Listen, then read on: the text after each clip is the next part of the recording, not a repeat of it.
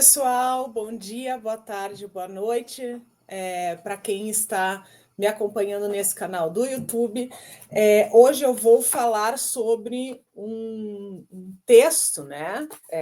Que é um artigo que eu gosto muito, chamado Os Lugares das Empregadas Domésticas, que é um texto escrito pela autora, né, Juliana Cristina Teixeira, também por Luiz Alex Saraiva e por Alexandre Carriere.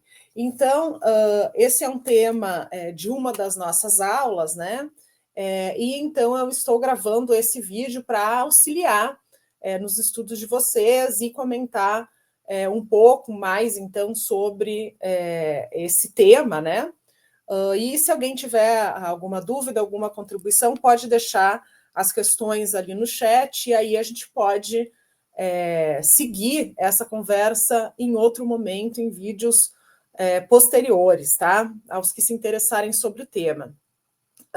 Então, eu queria começar falando que o tema das empregadas domésticas ele pode ser discutido de maneiras distintas, né? Eu tenho pelo menos assim 3 categorias, digamos assim, de empregada doméstica que eu posso utilizar na discussão, tá? Uma delas é das diaristas, que então é uma atividade, né, de voltada à limpeza na maior parte das vezes, mas também a cuidados, né? E aí eu poderia incluir a questão das babás e das cuidadoras, né, de idosos ou de pessoas com necessidades especiais, e essas pessoas que trabalham por diária, né, seja na questão do trabalho de afazeres domésticos, seja na questão do trabalho de cuidado, né, essas pessoas que trabalham por diária, elas têm uma lógica de organização que é um pouco distinta, né? Porque elas trabalham muitas vezes só um dia da semana na casa das pessoas, né? Ou então elas trabalham de maneira muito esporádica. Então, né, tu chama uma pessoa para limpar a tua casa ou para te ajudar num cuidado que venha a ser temporário e depois tu já não contrata mais essa pessoa, né? Esse ponto das diaristas, né, é muito importante de ser levado em conta, de ser estudado, de ser pensado, mas não é o que os autores estão discutindo neste texto, ainda que muitas das questões, quando a gente está falando em empregadas domésticas, né, venham a se sobrepor, né?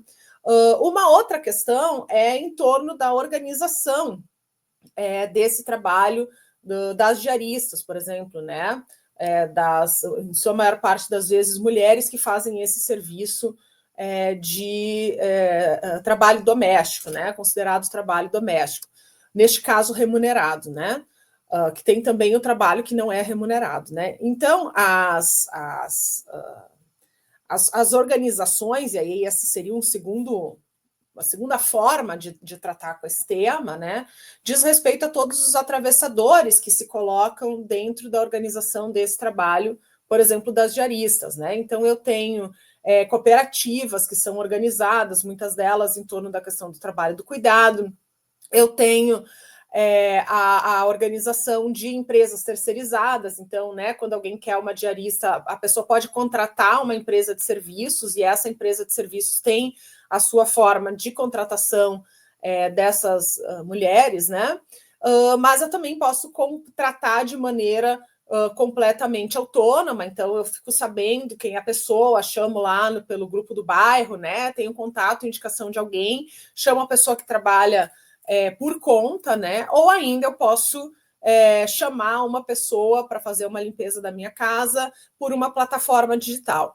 Então, todas essas categorizações também são atravessadores importantes desse tema, ainda que não seja o foco desse estudo. Então, assim, estou falando de outras formas de se abordar o tema que é da questão dos trabalhos domésticos, né? E como a gente vai ver na aula de hoje, muito voltado para a questão de gênero e de raça, né? O texto esse, né, Os Lugares das Empregadas Domésticas, ele vai focar justamente na empregada, tá? Na empregada doméstica, que não é essa pessoa que faz esse trabalho esporádico, como é o caso da diarista, e também não vai focar nessa questão dos atravessadores, tá? Vai focar na questão das empregadas domésticas, que é aquela configuração das mulheres que vão morar na casa das pessoas, né, e que vão prestar serviços contínuos, eu digo, né, a gente pode entender assim, para essas pessoas nas casas, tá? Por que tem uma diferença, ou muitas diferenças, né? Tem uma questão que é colocada no trabalho dessas empregadas domésticas, que é diferente da diarista, né? Que é a questão do vínculo que se cria nessa relação. Tá? Então, pode ser assim, ó, que tem alguma vantagem no sentido de que essa empregada doméstica pode ser que ela tenha, por exemplo, uma carteira assinada, né, que é uma certa conquista, né, recente da legislação ali que foi instituída pelo governo Dilma, ainda que não seja garantia, né, de que ela vai ter carteira assinada, mas hoje em dia a gente tem depois, né, de certas mudanças legais, assim, mais chances, né, mais condições de ver os direitos das mulheres que são empregadas domésticas reconhecidos, né? Mas tem muitas desvantagens, né? E eu acho que o artigo, então, ele vai focar nessa questão da relação dos contratantes, né, da família contratante, com essa empregada, para mostrar o quanto que essas desvantagens vão estar colocadas, tá? E aí, então, a gente não tem como falar do tema das empregadas domésticas sem falar sobre marcadores importantes, né? Claro que a questão da classe social está colocada ali, porque há uma discussão de classe acima de tudo, né? Antes de qualquer coisa, porque são pessoas assim que têm remunerações, né, mais baixas e que, enfim, acho que tem uma demarcação de classe, né? Que a atividade do trabalho já coloca, então essa discussão está dada, mas tem uma marcação importante na discussão de gênero e de raça e étnica, sobretudo em contextos migratórios, tá? Então, por que isso? Porque boa parte das pessoas que trabalham, né, como empregadas domésticas são mulheres, a gente não pode inferir que sejam todas elas, né?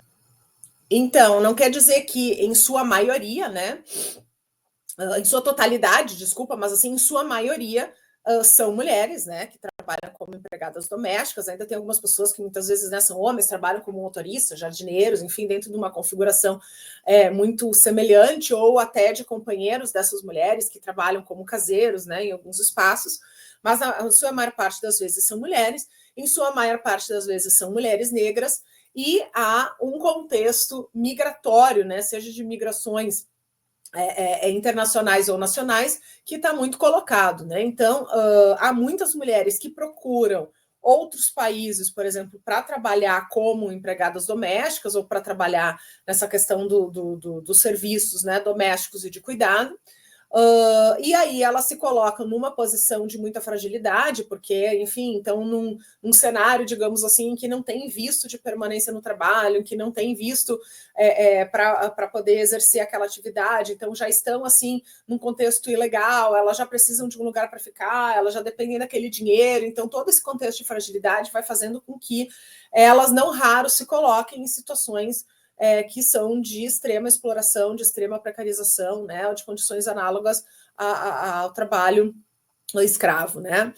Dentro do Brasil também esses contextos são muito comuns. Então, assim, a gente pode pegar um cenário de uma mulher que vem do interior, digamos, do Rio Grande do Sul, e ela passa a atuar na capital, né, aqui em Porto Alegre, que é de onde eu estou falando.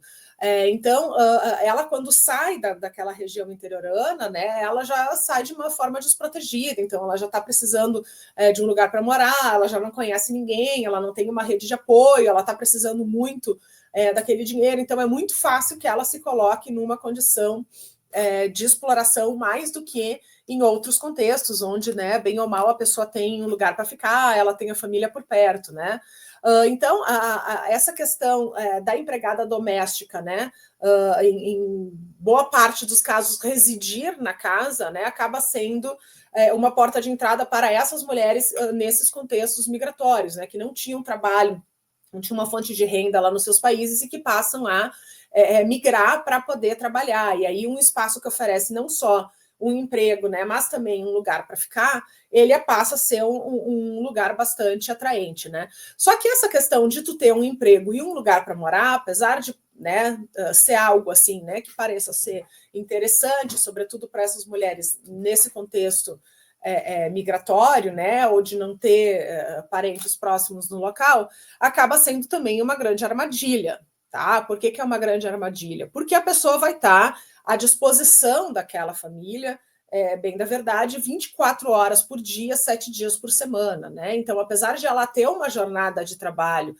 ali de 8, 9 horas, 8 horas e 45 minutos, né, de ter previsíveis, né, já os seus dias de folga, na prática não é isso que acontece. Tá? Então, assim, o que acontece é que ela acaba tendo que ficar à disposição daquela família. Então, tem famílias que a colocam numa condição de subsunção muito significativa, né? Então, assim, alguém da família quer um chá às 3 da manhã, vai lá e acorda a empregada porque quer um chá às 3 da manhã, né? Então, eu deixei um filme também de indicação nessa aula, né? Que é Que Horas Ela Volta, o filme brasileiro com a Regina Casé, que mostra assim, todas as entrelinhas dessa exploração, né? Então, alguém quer alguma coisa para comer, alguém precisa de alguma ajuda, então ela sempre é que vai precisar estar à disposição. Isso porque então, esse trabalho também ele está envolvido por dois conceitos extremamente significativos desse debate, que é o do trabalho emocional e o do trabalho afetivo, né? Então, assim, o trabalho emocional ele é uma dimensão afetiva, digamos, emotiva, né? Do trabalho. O trabalho emocional e o trabalho afetivo eles são diferentes, mas eles se entrecruzam, né, em alguma medida, assim, né? Então, assim, eles são diferentes também porque eles têm uma revisão teórica de autores distintos, assim, mas eles estão totalmente relacionados entre si, né? Então, tu tem a questão do trabalho emocional, que são dimensões emocionais, assim, que nós todos temos no nosso trabalho, de coisas que nos envolvem emocionalmente, né? E aí tem muitos estudos do quanto que, por exemplo, a gente precisa estar emocionalmente disposto e contente, onde tu tem atividades, né, em que a simpatia, o carisma contam mais, né? E normalmente essas atividades elas são mais voltadas à questão do cuidado e à questão do trabalho doméstico, né? E trabalho de cuidado. Então, tem o caso da Ellie Rocher, que fala das mulheres que são aeromoças, então elas têm que estar bonitas e bem arrumadas e maquiadas e sempre muito solistas, e mesmo nos dias que a gente não está afim, assim, né, de estar sendo super solista e super simpática. Então, assim, se exige toda uma carga emocional para o desempenho daquele trabalho, mas que os trabalhos, de modo geral, têm um pouco mais, um pouco menos, né? Quem atende público, quem lida assim com as pessoas, quem é atendente de loja, então costuma despender mais de um trabalho emocional. O trabalho afetivo já é toda a relação de afeto que a gente nutre nesses espaços de trabalho, né? E aí é claro também que todas as nossas atividades, de uma maneira ou de outra, seja com os nossos colegas de trabalho, às vezes com os clientes, às vezes enfim, né, com as pessoas com as quais a gente se relaciona, a gente tem uma relação afetiva. Agora, essa relação afetiva, ela costuma ser muito menor do que uma relação de afeto que essa empregada doméstica, por exemplo, vai ter com a família que é a contratante, tá? Por quê? Porque, bom, ela mora lá na casa da família, né? Ela convive todo dia com aquela família, ela é tratada como sendo da família, ainda que a gente saiba que ela não é da família porcaria nenhuma, né? Porque ela tem um quartinho que é diferente, que é menor, ela não vai no passeio junto, ela não almoça junto, ela não janta junto, né? Ela tem esse lugar de subserviência. Então, assim, ela não vai receber a herança da família, ela não vai ter os custos dela pago, ela não pode fazer o que ela quer, ela está numa relação de trabalho, né? Mas ela está numa relação de trabalho,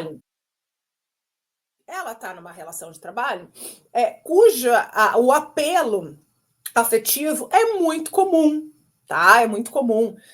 Então, assim, tem o final de semana que é a folga dela, né? É a folga dela, E aí ela, além de fazer todas as atividades, digamos, né, lá de limpeza e fazer comida e servir aquela família, ela também cuida do menino, que é o Joãozinho, né? E o Joãozinho tem 4, 5 anos de idade, né? E aí essa família vai viajar para o litoral no final de semana, no seu momento de lazer, né?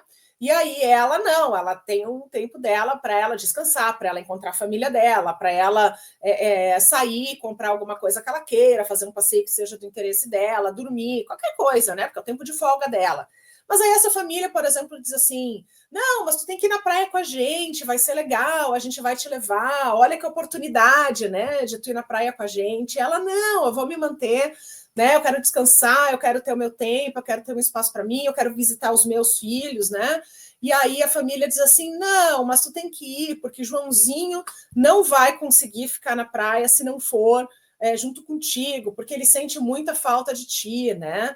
E aí Joãozinho começa a chorar, né? Falando que ela tem que ir na praia junto. Então ela acaba cedendo porque ela tem uma relação afetiva com essa criança, ela tem uma relação afetiva com essa família, então ela fica sendo muito vulnerável à questão de estar.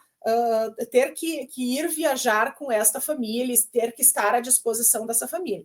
Só que acontece que para ela não é uma viagem de lazer, não é uma viagem de descanso, não é uma viagem prazerosa, é uma viagem de trabalho, tá? Porque ela pode estar no litoral, ela pode estar num lugar bonito, ela pode estar num hotel chique que o for, só que ela continua sendo aquela pessoa que está atendendo aquela família, que está dobrando a roupa daqueles pais, que está indo atrás da criança, que está sendo responsável pela alimentação da criança, que coloca o Joãozinho para dormir, que dá banho no Joãozinho, né? Então ela não está ali fazendo o que ela quer, né? Ela não está nessa viagem podendo curtir a viagem da maneira que ela quer, podendo sair para olhar o que ela quer, a hora que ela quer. Ela está trabalhando, ela está à disposição dessa família. E ela está trabalhando, muitas vezes, num contexto de não remuneração, tá? Porque ela foi nessa viagem porque ela é da família, ela foi nessa viagem porque o Joãozinho pediu, ela foi nessa viagem porque ela quis, entre todas as aspas, né? Porque essa família acha que está dando um prêmio para ela por ter convidado ela para ir passar esses dias nesse lugar tão bonito que eles vão, né? Quando, na verdade, isso está tornando obscura, né, uma relação de trabalho de total exploração, né, porque ela não está sendo remunerada por essas horas e ela passa cada vez mais sem ter espaço para ela, sem ter tempo livre, sem ter tempo para ir visitar a família dela, sem ter tempo para acompanhar a criação, o crescimento dos próprios filhos, né? Então ela vai sendo isolada dentro dessa lógica, que é uma lógica em muito pautada pela questão do trabalho afetivo, né? Mobilizada por esses argumentos de afeto, né? Eu acho que tem uma outra questão importante, né? Que é essa, então, da proximidade física que o texto fala, né? Proximidade física dela na casa e distanciamento simbólico, né? Então a gente já viu que toda essa questão da exploração ela é intensificada pelo vínculo e que esse vínculo causa um sofrimento muito grande para ela, né? Uma vez que ela vai se perdendo espaço dela, da vida dela, em meio a esse trabalho, na maior parte das vezes que sequer é remunerado, né? Ou seja, nessa disponibilidade toda como é colocado em prática, né?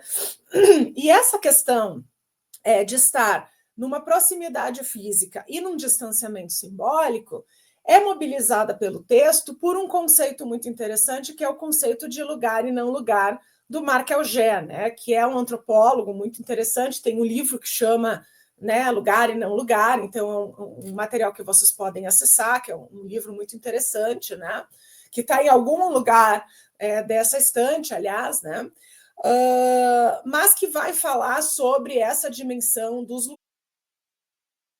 Bom, vamos lá, né? Um lugar, ele é um lugar de referência, né? Ele é um lugar como a casa, né? Ele é um lugar que me acolhe, ele é um lugar de pertencimento, né? Então, assim, lugares são lugares estabelecidos, né? O lugar onde eu moro, o lugar onde eu trabalho, o lugar a minha casa de infância, né? O lugar, a casa que é da minha família, né? A casa dos meus amigos. Então, esses lugares, né? Pode ser mesmo o restaurante, a universidade, esses lugares que eu frequento, né? Mas que, de alguma maneira, são lugares estabelecidos, né? São lugares fixos, assim, no sentido de eles receberem essa relação com as pessoas. Então, a casa é uma referência importante de lugar, né? De lugar onde eu vou me fixar, onde eu vou ter as minhas coisas, eu vou guardar aquilo que é meu, eu vou me sentir seguro, né? Dentro desse espaço que é a casa, né? Assim como eu vou ter um espaço meu de trabalho que é diferente da casa, né? Mas que são distintos espaços de lugar. Já o não lugar, para o Marc Augé, ele é um lugar de passagem, ele é um lugar do itinerante, né? Então, ele é a estrada, ele é até mesmo a rodoviária, que é o lugar onde a gente fica um pouquinho e já vai embora. A gente não cria vínculo naquele lugar, né? A gente não tem pessoas de referência que a gente cria um laço, assim, né? A gente não tem uma relação de segurança naquele espaço, né? Um aeroporto, um posto de gasolina na beira da estrada, a própria estrada, né? São lugares onde eu estou passando, então por isso são não lugares, né? Eu não crio uma relação de identidade nesses espaços, né? Porque são lugares de passagem, não são lugares onde eu vou enfim, sentir acolhida, né?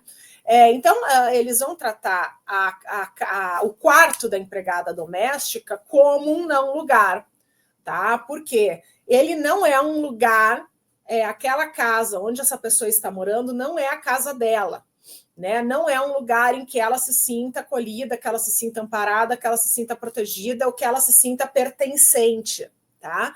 É um não lugar no sentido de que é um espaço de passagem para ela e onde ela vai, muitas vezes, sequer se vincular, porque é um lugar do qual ela não pertence, ela não se sente autorizada a usar aquele espaço, né? Não é um espaço que ela vai se sentir autorizada, porque ela não pode usar o banheiro, ela não pode usar a piscina, ela não pode usar não sei o que da casa, né? Então ela tem restrições àquele lugar, ela tem um espaço de uso temporário no tempo que ela estiver trabalhando ali, mas não é um lugar que ela possa chamar como sendo um lugar dela, tá? Então, assim, não é um lugar em que ela vá ter essa relação, né?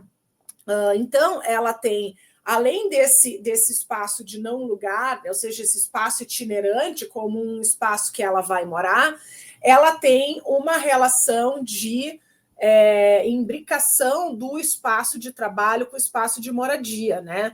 Então, paradoxalmente, ela não tem para onde ir, né? Ela não tem um outro lugar de referência, só que aquele lugar que é o lugar de referência é o lugar do trabalho. Então, ela passa facilmente a confundir o lugar de trabalho, né, com o lugar da casa, né? Então, ela não sabe mais, ela pelas tantas, se ela está trabalhando ou se ela está em casa, né? Então, se ela está lá no espaço dela, e ela aproveita para limpar a cozinha, que é uma coisa que a gente faz quando a gente está em casa, né? Mas ali limpar a cozinha significa trabalhar, porque é a casa que não é a casa dela, né? É a casa de passagem dela. Então ela tem esse lugar de confuso, né? Porque é um lugar que vai misturar esses aspectos da casa com o trabalho, e é claro, né? Mais uma vez, vai facilitar a exploração. Porque se ela, lá pelas tantas, não se sente trabalhando, né? Ou assim, ela tem um tempo de folga e ela pensa como a gente pensaria, né? Quando está na nossa casa, eu vou cuidar do jardim, eu vou organizar as plantas, né? Só que nesse caso não é o jardim dela, da casa que ela pertence, né?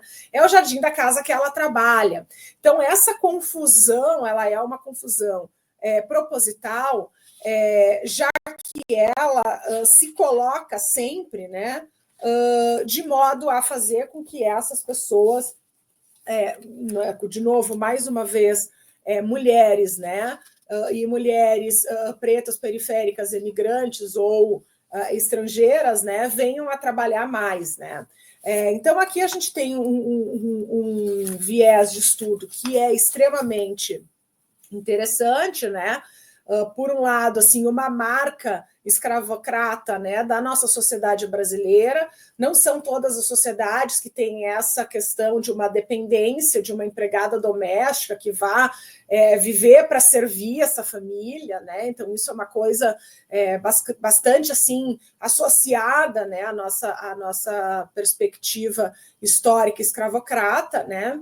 Não é algo normal, natural, né? A gente não tem que naturalizar e normalizar o fato de as pessoas terem empregadas que vão servir elas a vida inteira, né?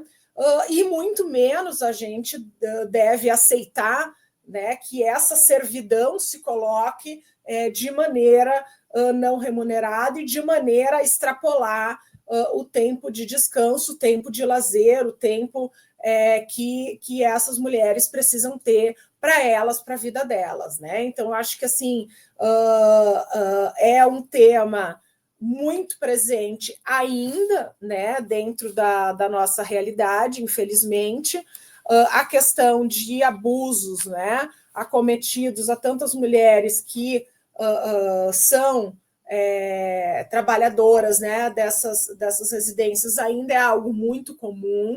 Então, é um tema muito importante a ser tratado, né, por diferentes instâncias e por diferentes vieses, nas suas mais diferentes aparições, né, ou formatos, né, porque é algo que precisa ser entendido, é algo que precisa ser combatido com urgência, para que a gente não tenha modos de vida tão prejudicados, tão explorados, né, como é o caso das empregadas, tá?